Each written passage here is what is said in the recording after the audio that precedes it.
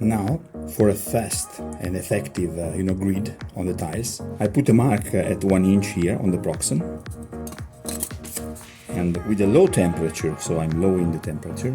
Let's check on a scrap piece before.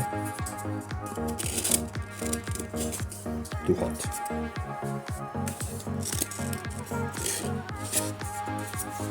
This is nice.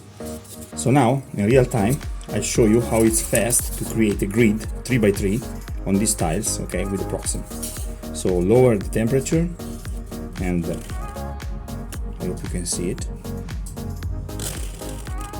1, 2, 3, 4. 4 seconds, and you can see, okay, we have a perfect grid on the tile.